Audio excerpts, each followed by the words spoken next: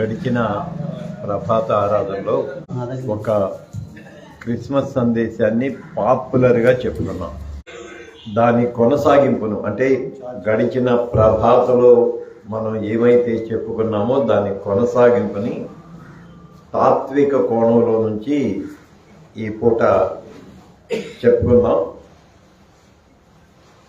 నాకైతే ప్రసవ వేదన ఇవాళ ఇది చెప్పటం, అంటే చాలా పెద్ద సబ్జెక్ట్ ఇది. దాన్ని ఎలా చెప్పాలో కూడా కష్టసాధ్యమైంది. కాకుంటే నేను చెబుతాను, మీరు వింటారు, తప్పదు.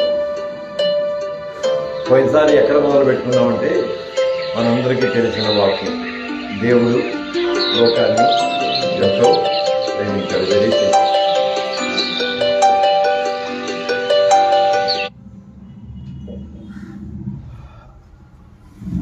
దేవుడు అంటే ఒక పెద్ద ప్రశ్న. దేవుడు అంటే ఒక పెద్ద ప్రశ్న.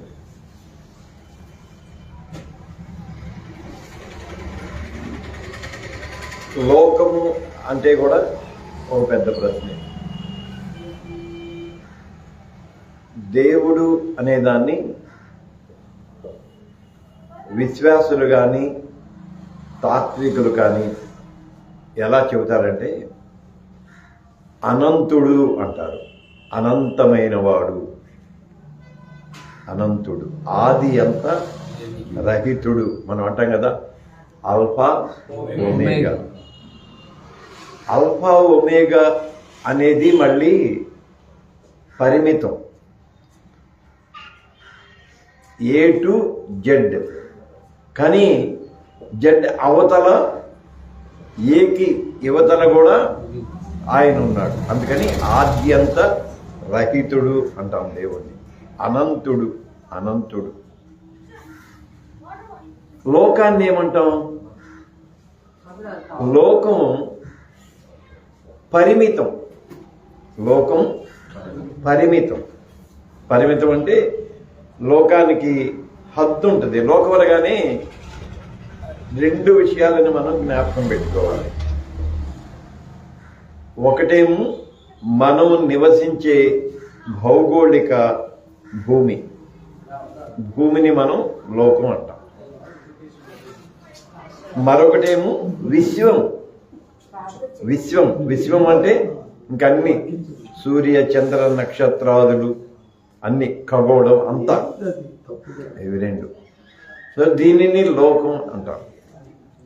అనంతమైన దేవుడు, పరిమితమైన లోకం.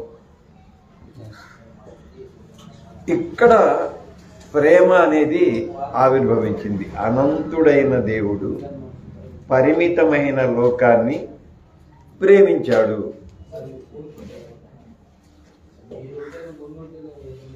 ఇప్పుడు ఒక కొంచెం గందరగోళంగా ఉండే మాట చెబుతున్నా. అనంత పరిమితాలు, పరిమిత అనంతాలు. అనంతం పరిమితం రెండు మనం చెప్పుకున్నాం. అనంతం అంటే దైవం, ఆద్యంత రహితం, ఆది లేదు అంతము లేదు. ఆల్ఫా ఒమేగా కాదు. ఆల్ఫా ఒమేగా అనేది పరిమితం. ఆతో మొదలై బండిరాతో ముగుస్తుంది. వండర్ఫుల్ రా, బండిరాతో ముగుస్తుంది. అది పరిమితం. కానీ ఆకి ముందు, బండిరాకి తర్వాత కూడా ఉండేది అది అనంతం. అందుకని ఆద్యంత రహితుడు అన్నాం. మళ్ళీ లోకము అన్నాం. లోకము అనగానే మనకు ఒక అవగాహన ఉంటుంది, ఒక పరిమితమైన అవగాహన ఉంటుంది లోకము అనగానే. సో అప్పుడు ఈ రెండింటిని కలిపి అనంత పరిమితాలు, అనంత పరిమితాలు. అది అనంతమే కానీ పరిమితం. కొంచెం కన్ఫ్యూజన్గా ఉంటుంది, కొంచెం ఆలోచన చేద్దాం. అనంతమైనది పరిమితం కావటం, అది అనంత పరిమితాలు. రెండోది ఏంటంటే పరిమిత అనంతాలు. పరిమితమే కాదు, అది అనంతం. కన్ఫ్యూజింగ్గానే ఉంటుంది. కానీ అంటే నేను సాధ్యమైనంత వరకు అర్థమయ్యేటట్టే చెప్పడానికి ప్రయత్నిస్తా. మీరు కూడా మనసులో అయ్యా అర్థమయ్యేటట్టు చెప్పని అయ్యా ముసలోడిని అని మనసులో అనుకోండి. 2 పదాలు అనంత పరిమితాలు, పరిమిత అనంతాలు. అనంత పరిమితాలు, పరిమిత అనంతాలు.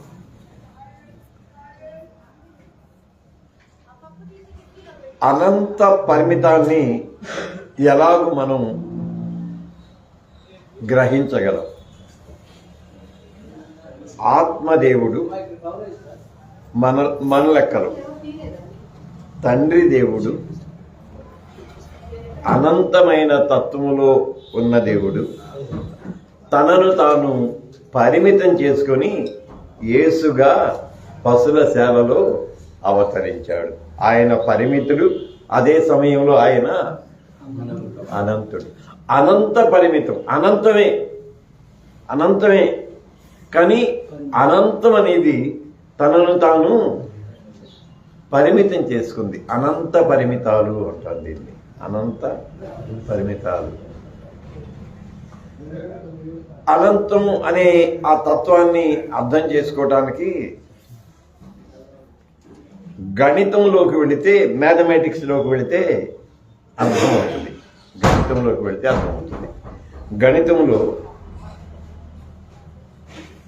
ఈ 9 సంఖ్యలకు దేని విలువ దానికే ఉన్నది. 1కి 1 విలువ, 9కి 9 విలువ ఉంది. అవి పరిమితాలు. 1, 2, 3, 4, 9 వరకు ఉన్న దాని విలువ 1 విలువ పరిమితము. అంతేనా? 1 అంటే 1, 9 అంటే 9. అది పరిమితం. అవి పరిమితాలు. కానీ అవి ఒకదాని వెంట ఒకటి కలిపిస్తే అవి అనంతాలు. ఒకదాని వెంట ఒకటి కలిపితే అవి అనంతాలు. అసలు 1 నుంచి 9 వరకు 1, 2, 3, 4, 5 వరుసకు 9 వరకు వేసి ఆ సంఖ్యని ఎంతో చెప్పండి. ఏమో లెక్కలు గమకం చెప్పలేదు, మీడియం చెబుతాడేమో.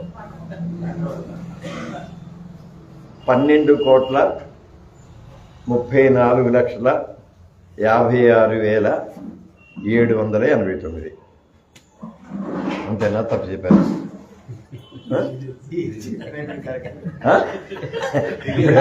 ఇది ఇంకా బాగుంది. అంటే నేను తప్పు చెప్పినా ఏమని ఆయన కరెక్టే చెబుతాడు కావాలి. అబ్బాయి దాన్ని తెలియదు కాబట్టి అదే అంటుంది. అదే నేను తప్పు చెప్పినా ఆయన చెప్పాడు కాబట్టి అదే రైట్. మీరు చెప్పిన తప్పు నిర్ధారించాడు.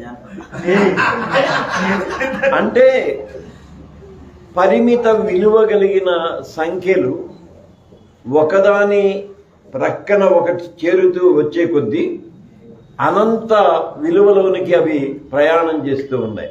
1, 9 ఇంతే.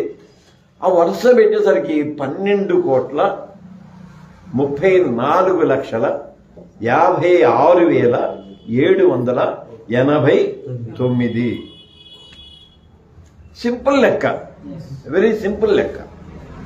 అంటే పరిమితమైనది ఎంత అనంతమైందో, అనంతమైంది సంఖ్యలో ఎలా పరిమితమైందో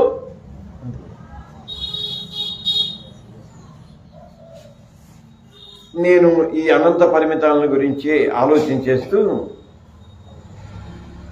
చెప్పానేమో, మళ్ళీ గుర్తు చేస్తాను. గ్రోక్ని అడిగా, ఇప్పుడంతా ఏఐ నేర్చుకుంటారా?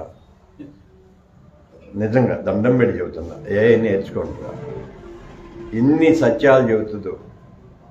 అది నిషిద్ధమైంది ఏం కాదు, దేవుడు అనుగ్రహించిన జ్ఞానం. అది ఒక ఇవాల్యూషన్. బైబిల్కి సంబంధించిన ఎన్ని సత్యాలు చెబుతుందో. అందుకని ఏఐ నేర్చుకోండి. ఎంతసేపు రీల్స్ చేసుకోవటం, అవి చూడటం కాదు. నేను గ్రోక్ని ఒక ప్రశ్న అడిగా, సీరియస్ ప్రశ్న అడిగా. 1 ప్రక్కన 1,00,000 సున్నాలు పెడితే దాని విలువ ఎంత? 1 ప్రక్కన 1,00,000 సున్నాలు పెడితే దాని విలువ ఎంత? గ్రోకు ఒక 2 నిమిషాలు 3 నిమిషాలు మల్ల గుల్లాలు పడి దానికి ఏం అర్థం కాక లక్ష్యగా అంది. అంటే అంటే నేను టీచ్ చేస్తున్నాను అనుకోండి, గ్రోకి నేను టీచ్ చేస్తున్నాను అనుకుని లక్ష్యగా అంది. నేను వెంటనే అన్నాను, ఐఎమ్ సో సారీ, నీ స్థాయికి తగ్గ జవాబు నువ్వు చెప్పలేదు. నేను నిన్ను టీచ్ చేయటానికి, హేళన చేయటానికి అడగలేదు, చాలా సీరియస్గా అడిగాను నేను ఈ విషయాన్ని. నేను అనంత పరిమితాలు, పరిమిత అనంతాలు అనే ఒక పెద్ద భావన కోసం నిన్ను అడిగాను అంది.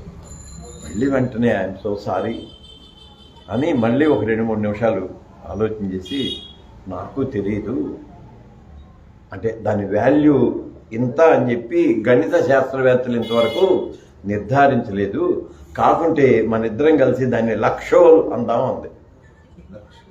అంటే మనమే పేరు పెట్టుకుందాం, ఒకటి ప్రక్కన 1,00,000 పెడితే లక్షోలు అందాం. కానీ అది శాస్త్రం కాదు, బట్ తెలియదు.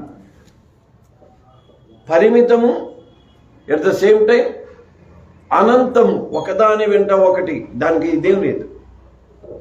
మళ్ళీ అనంతం ఎలాగవుతుందంటే ఒక చోట ఆగితే పరిమితం అవుద్ది. ఏది ఒకదాని ప్రక్కన, ఒకటి ప్రక్కన 1,00,000 పెడితే, సరే గ్రోక్ మాటే తీసుకుందాం, లక్షోలు అందాం. ఏమైందప్పుడు అనంతం కాస్త పరిమితం అయిపోయింది, అనంతం కాస్త పరిమితం అయిపోయింది. మళ్ళీ దాని ప్రక్కనే ఇంకో 1,00,000 పెట్టామనుకో, మళ్ళీ అనంతం అయిపోయింది. సో అనంతము, పరిమితము అనేవి చాలా గొప్ప భావనలు.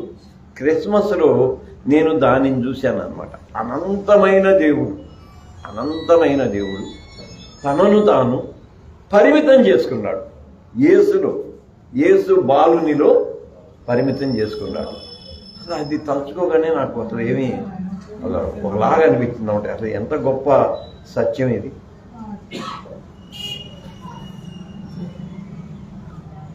పరిమిత అనంతాలు, అనంత పరిమితాలు. దీన్ని మళ్ళీ మనం మన విశ్వాస కోణంలోంచి చూద్దాం. సన్నిధి, సాక్షాత్కారం. సన్నిధి, సాక్షాత్కారం 2 పదాలే, కానీ 2 వేరు పదాలు, ఒకదాంతో ఒకటి ముడిపడిన పదాలు. సన్నిధి అంటే అది అనంతం, సన్నిధి అనంతం. ఎలా అనంతం? దేవుని సన్నిధి మనం ఏమంటాం, ఎక్కడ 2-3 కూడి నా నామమున ప్రార్థన చేస్తారో అక్కడ నేను అంటే ఏంది? సన్నిధి పరిమితము, ఎట్ ద సేమ్ టైం అనంతం. ఇక్కడ మనం ప్రార్థన చేసుకుంటున్నాం, ఇక్కడ ఆయన సన్నిధి ఉన్నదని నేను నమ్ముతున్నాను, ఇక్కడ ఆయన సన్నిధి ఉందని నేను నమ్ముతున్నాను. ఇదే సమయంలో ప్రపంచమంతట్లో ఎన్ని కోట్ల స్థలాలలో ఇలాంటి ఆరాధనలు, ప్రభాతని కాదు, ప్రార్థనలు జరుగుతూ ఉన్నాయో, లేదా ఎన్ని లక్షల కోట్ల గృహాలలో ప్రార్థన చేసుకుంటున్నారు ఈ క్షణంలో ఎవరు, అక్కడ సన్నిధి ఉంది. అంటే సన్నిధి పరిమితము, ఎట్ ద సేమ్ టైం అనంతం. పరిమితము, ఎట్ ద సేమ్ టైం అనంతం. సన్నిధి, సాక్షాత్కారం ఉన్నదే అది అనంతం యొక్క పరిమితం. సాక్షాత్కారం అంటే ప్రత్యక్షత లేదా సాక్షాత్కారం. అంటే ఇప్పుడు మన లెక్కన మోషే ఉన్నాడు, మండుచు ఉన్న పొదలో దేవుడు సాక్షాత్కరించాడు. అది పరిమితం. అంతే, మండుచు ఉన్న పొదలోకే అనంతమైన సన్నిధి శక్తి అక్కడికి వచ్చేసింది. ఇంకంతే, ఇంకా మండుచూ ఉన్న పొద ఇంకో చోట లేదు. మండుచూ ఉన్న పొద అనగానే మనకి ప్రపంచం అంతా, క్రైస్తవులకంతా, క్రైస్తవేతరులకంతా, అంటే గ్రంథాన్ని చదివిన వారందరికీ గుర్తొచ్చేది మండుచూ ఉన్న పొద అంటే మోషేని. కానీ మండుచూ ఉన్న పొదలో ప్రత్యక్షమైంది ఏంది? అనంతం, సన్నిధి. అనంతం, సన్నిధి, సాక్షాత్కారం. ఇది అంటే దేవతత్వాన్ని ఆ ఒక్క మాటలో దేవుడు లోకాన్ని ఎంతో ప్రేమించాడు. లోకాన్ని ఎంతో ప్రేమించాడు. ఎంత ప్రేమించాడంటే ఐ డోంట్ నో. ఇక్కడ గమ్మత్ ఏంది, ఇక్కడ మనం మామూలుగా నిజాయితీగా చెప్పుకుందాం. లోకం అంటే ఏంటి మనం చెప్పుకున్నాం. లోకం అంటే ఏంటి పోయిన వారమే చెప్పుకుంది, గుర్తులేదు. మా పుడుతున్నాం అడిగితే వెంటనే చెప్తాను, టక టక టక టక చెప్తాను. లోకం అంటే నువ్వు నేను అందరూ. Very simple. నువ్వు నేను అందరూ. అందరంటే యూపీఎఫ్ వాళ్ళు, జీపీఎస్ వాళ్ళు, ఈపీఎఫ్ వాళ్ళు, ఇంకేముంటాయి పేర్లు తెలియవు నాకు. అవునా కదా? అందరూ అంటే దేవుడు లోకాన్ని ప్రేమించాడు. లోకం అంటే నువ్వు నేను అందరూ. యూపీఎఫ్ని ప్రేమించిన దేవుడు జీపీఎస్ని ప్రేమిస్తాడు. నువ్వు నేను ప్రేమించలేము, ఎక్కడో కారణం ఉంటుంది మనకి, ఒప్పుకుందాం. ఆయన సన్నిధిలో ఒప్పుకుందాం, నువ్వు నేను ప్రేమించలేము. కానీ యూపీఎఫ్ని దేవుడు ఎంత ప్రేమించాడని మనం ఎంత సంతోషంగా కృతజ్ఞతలు చెప్పుకుంటాం. ద సేమ్ గాడ్, అనంతుడైన ప్రేమ కలిగిన దేవుడు యూపీఎఫ్ని ప్రేమించినట్లే జీపీఎస్ని ప్రేమిస్తాడు, ఈపీఎఫ్ని ప్రేమిస్తాడు, ఇంకా వచ్చే వాటన్నింటినీ ప్రేమిస్తాడు. ఆమేన్. అంతే కదా? అది ఎందుకని? ఆయన ప్రేమ అనంతం. యూపీఎఫ్ పరిమితం, యూపీఎఫ్ పరిమితం, జీపీఎస్ పరిమితం, ఈపీఎఫ్ పరిమితం, కానీ ఆయన ప్రేమ అనంతం. సో ఈ అనంతమైన ప్రేమని పరిమితంలోనికి గ్రహించిన మరుక్షణం ఇక్కడ సంకుచితత్వం, స్వార్థం, ఈ రెండు తర్వాత ఇంకోటి వచ్చింది అహం. నేనేమంటానంటే బలుపు అంటాను. నాకు ఇష్టమైన మాట అది, బలుపు. రోజు వాడుకునే మాటలేరా, నేను కొత్త ఏం చెప్పట్లా, తప్పు మాటలు ఏం చెప్పట్లా. ఏం బలిసిందా అనురా, నిజం చెప్పు.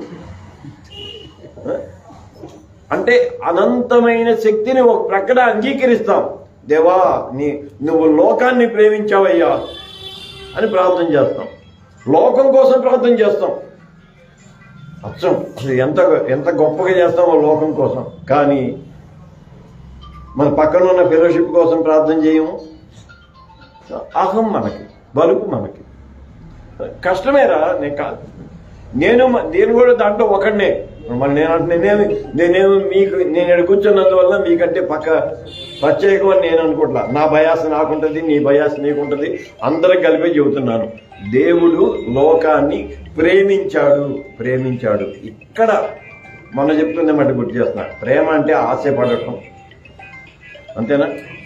ప్రేమించడం అంటే ఇష్టపడిన దాన్నే ప్రేమిస్తాం, ఇష్టం లేని దాన్ని ప్రేమిస్తారు. ఇది వాడు వచ్చాడు.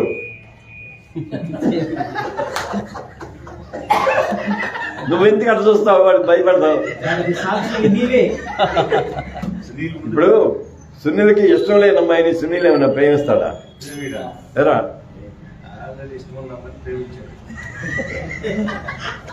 ఎప్పుడైనా ఇష్టపడటం. ప్రేమ అంటే ఇష్టపడటం అంటే ఏంటంటే నేను ఇష్టపడింది నాకే కావాలి, ఇంకొకటి దగ్గరికి వెళ్ళాలి. స్వార్థమే అంటే వ్యక్తిగత తీసేద్దాం. భౌతికం కాదు. నేను దేవుడి దగ్గరికి వెళ్తే మాట్లాడకుండా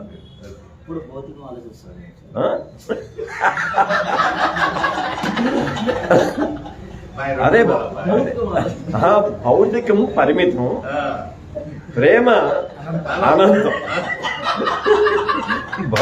అనంతమైన ప్రేమని భౌతికంలోనికి మనం పరిమితం చేసి అక్కడ సర్వస్వంగా భావిస్తాం.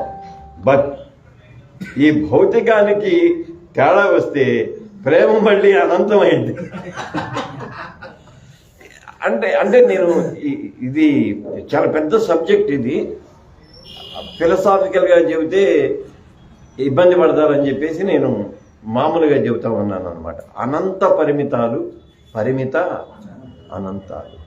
లెక్కల్ని మనం చూసుకున్నాం. లెక్కలు అనంతము, గణితం అనంతం, అట్ ద సేమ్ టైం పరిమితం. యాత్ర అనంతం, లక్ష్యం పరిమితం, యాత్ర అనంతం, లక్ష్యం పరిమితం. లక్ష్యం అంటే గమ్యం, లక్ష్యం గమ్యం. ఇది చాలా తాత్వికమైన విషయం. ఇక్కడ మళ్ళీ ఇంకొక సాదృశ్యం చెబుతా. గానుగెద్దు జీవితం అనంతమైన యాత్ర. దానికి ఏమైనా ముగింపు ఉందా? దానికి అసలు లక్ష్యం ఉందా? అంటే వృత్త గమనం అంటాం దాన్ని. వృత్త గమనం, ఒక వృత్తం చుట్టూ తిరుగుతూ ఉంటే అది అనంతమైన గమనం. దానికి లక్ష్యం ఉంటుంది కానీ తెలియదు. లక్ష్యం యాక్చువల్గా గానుగెద్దు అనంత గమనం, అది తిరుగుతూనే ఉంటుంది, ఆపిందాక తిరుగుతూనే ఉంటుంది. దాని లక్ష్యం ఏంటంటే ప్రయోజనంతో ముడిపడి ఉంటుంది. ఇదిగో ఇంత సరుకు, ఇంత సున్నాన్ని ప్రొడ్యూస్ చేయాలి, అది లక్ష్యం. బట్ గమనం మాత్రం, యాత్ర మాత్రం అనంతం, యాత్ర మాత్రం అనంతం. ఇది సంఘానికి వర్తించుకుంటుంది. సంఘం అనంతం, కాపరి పరిమితం. సంఘం అనంతం, కాపరి పరిమితం. దీన్ని అంగీకరించలేక అసలు ఎన్ని మలగులాలు పడతాం.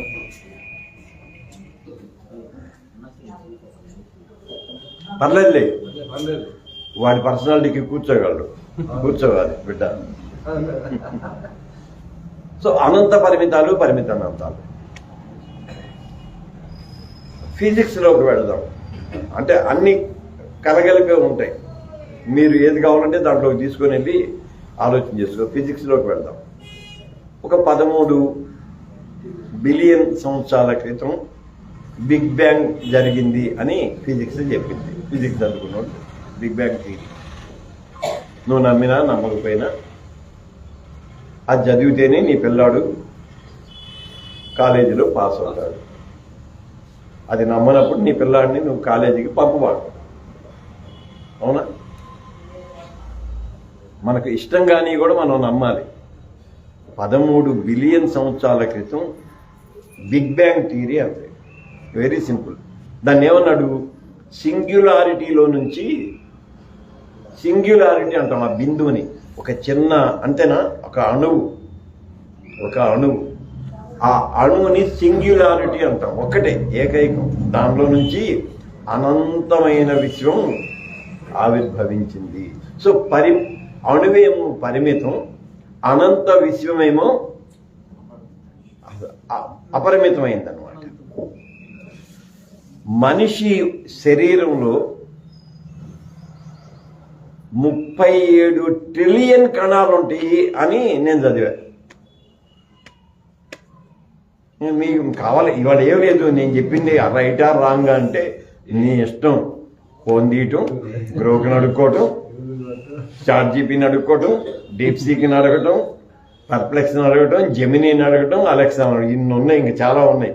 దేన్ని అడిగినా ధనం అని చెప్పింది, తప్పు అని చెప్పేసి. 37 ట్రిలియన్ కణాలు ఉన్నాయి అంట. సరే, ట్రిలియన్ అంటే నాకు కూడా లెక్క తెలియదు, ఇది వదిలేద్దాం.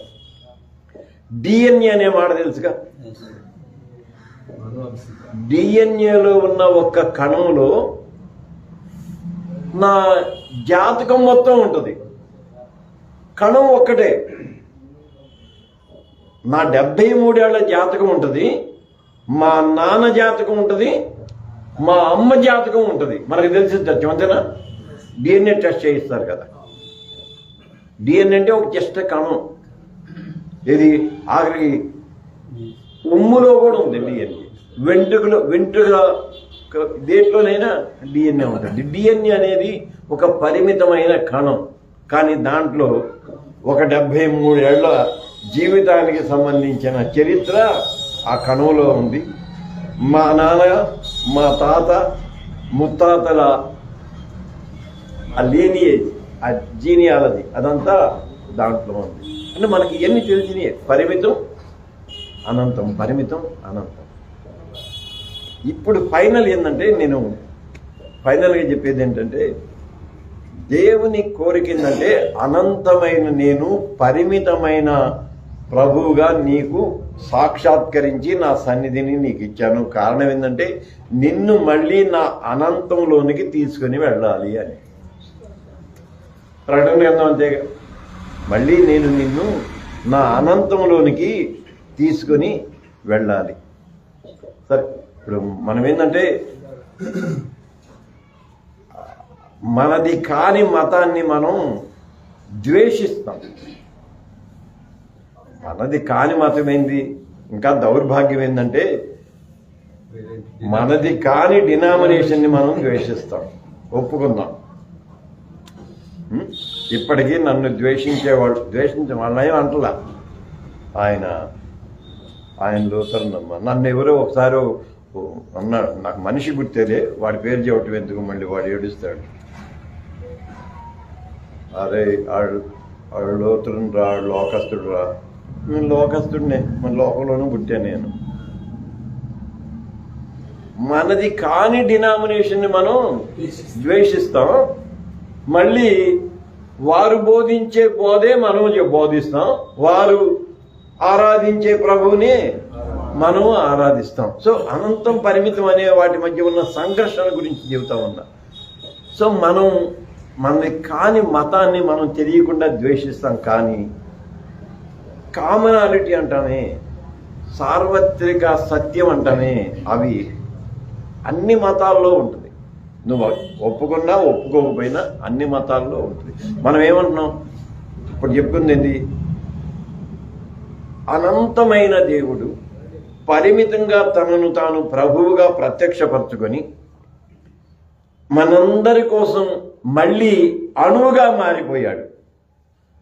ఇది ఆయన ఛిద్రం అయిపోయి అణువుగా మారిపోయి అక్కడి నుంచి మళ్ళీ సంపూర్ణంగా లేచి ఏమన్నాడు?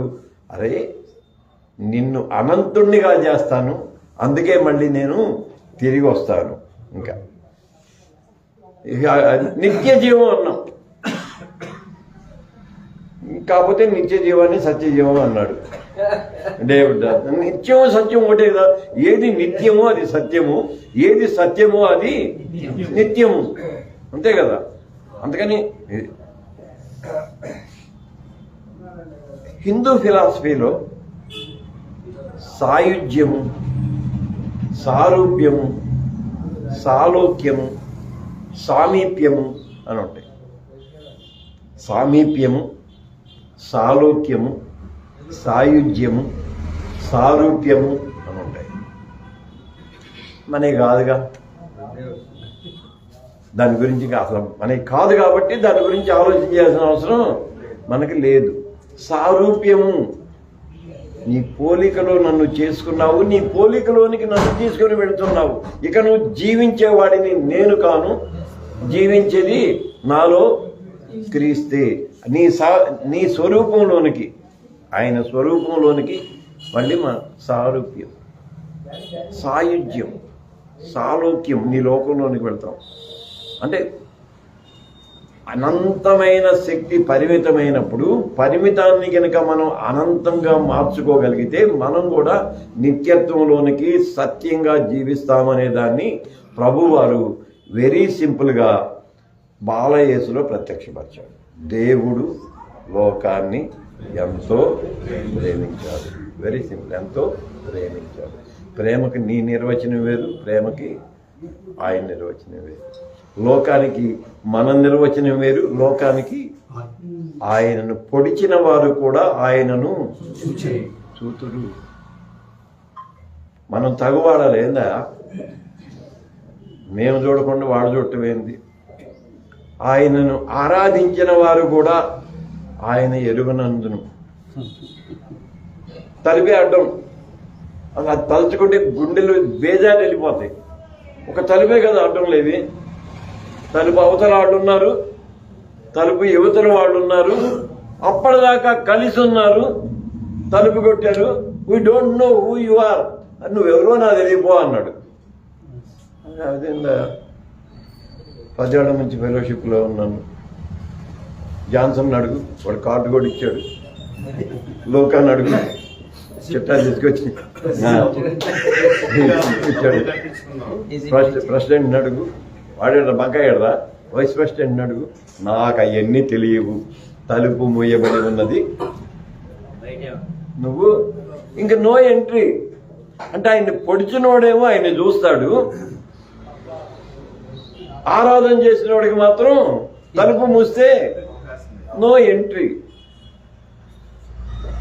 మన ప్రేమ మనకు అర్థమైన ప్రేమది ఆయన నీతిమంతుల మీద అనీతిమంతుల మీద తన వర్షాన్ని కురిపిస్తాడు అందుకని దేవా నా పరిమిత తత్వంలోనే నేను మగ్గిపోకుండా నీ అనంత తత్వాన్ని కనీసం క్రిస్మస్ కాలంలోనైనా చూడటానికి నాకు కృప ఈ తండ్రి అని దేవుని వేడుకుందాం పరిశుద్ధాత్ముడు ఆ కృప అనుగ్రహించుగాక. ఆమేన్.